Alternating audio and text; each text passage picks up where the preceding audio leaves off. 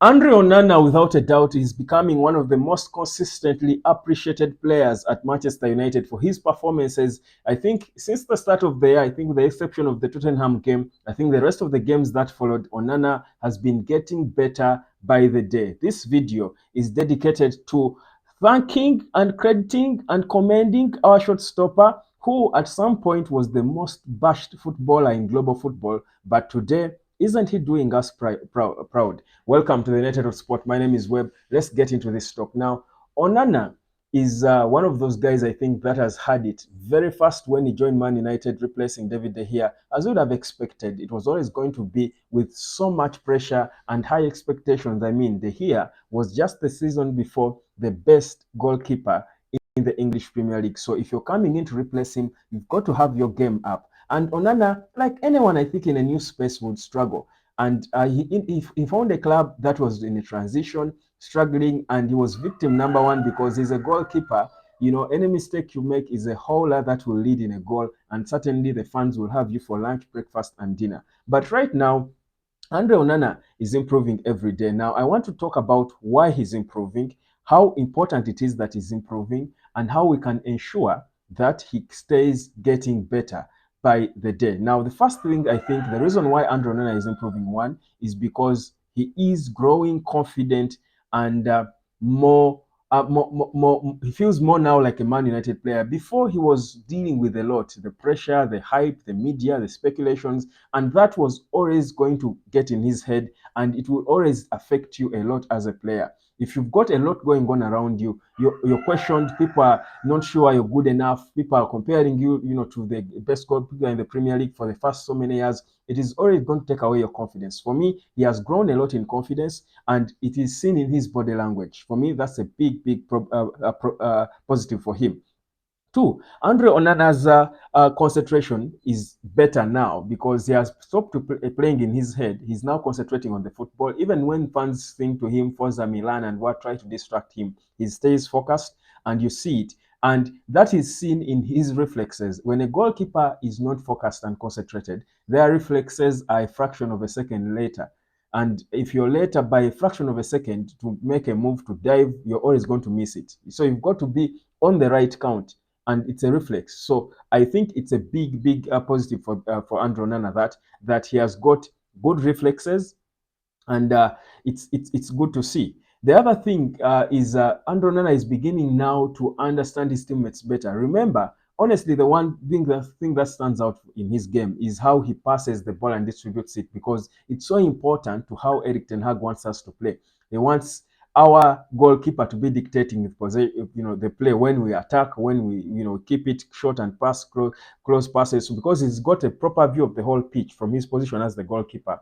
He has got to be able now to decide, now let's go on a counter, sends a long pass. So he has got to be good with his passing. I think he has improved a lot with his passing.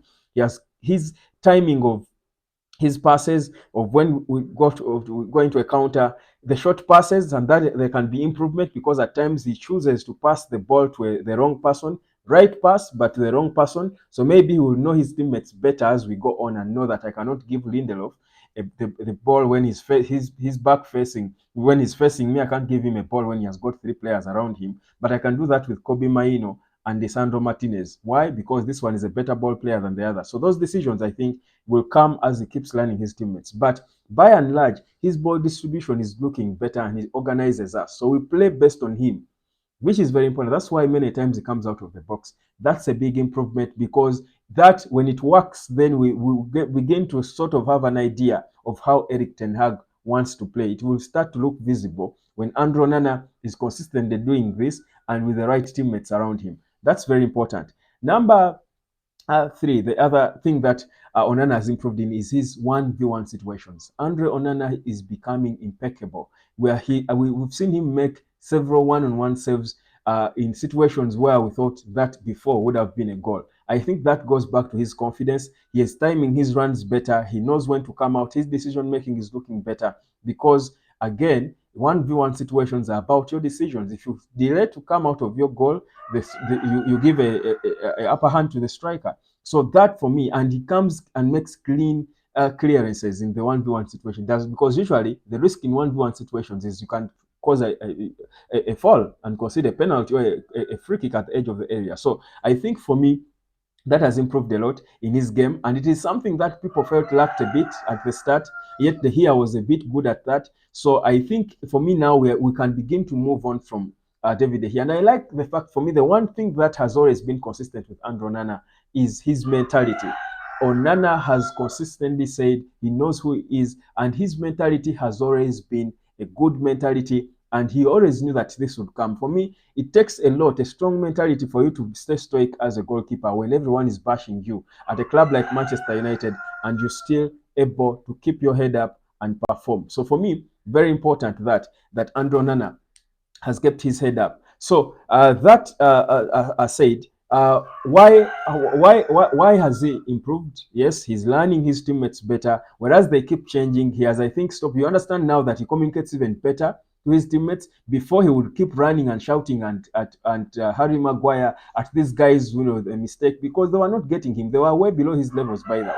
He came as a world-class goalkeeper, but was playing against players who are struggling in every front. So for me, I think the communication is better, and again, it's good that he will make a save in a very funny situation, and he will not go and shout to anyone. They will, in fact, come to him and applaud him. His teammates will come to him and applaud him. Very important. Now, how do we ensure that he stays there? Because it's very important in how we play, like I said.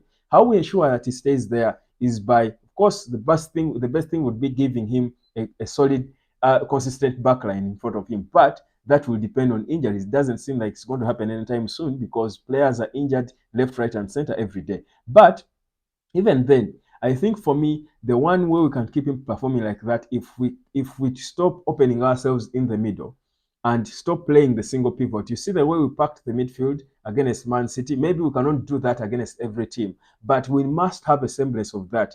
A bit of, so this single pivot should stop, because the single pivot exposes Onana and he's forced to receive so many shots at him. And whenever he receives so many shots, he's always going to be prone to conceding many goals. And when he concedes one, he must be forced into a mistake, because all goalkeepers, even the best goalkeepers in the world, make these mistakes. But you see, if you're exposed a lot and you make a mistake, again, fans are going to go back where he was and they will attack him, and we don't know how that will affect his confidence. So for me, I think Eric Ten Hag, for the good of the team, because of how important Onana is to how he plays, he has got to protect him by playing the right system for him to limit how many balls come at him now, as he again picks the consistency to get better. Because if you have a good goalkeeper, that's trust for the players up front, trust for the striker Hoyland, trust for everyone. So for me, it's very important that we protect Andre Onana by avoiding the single pivot that creates holes for the opponents to exploit.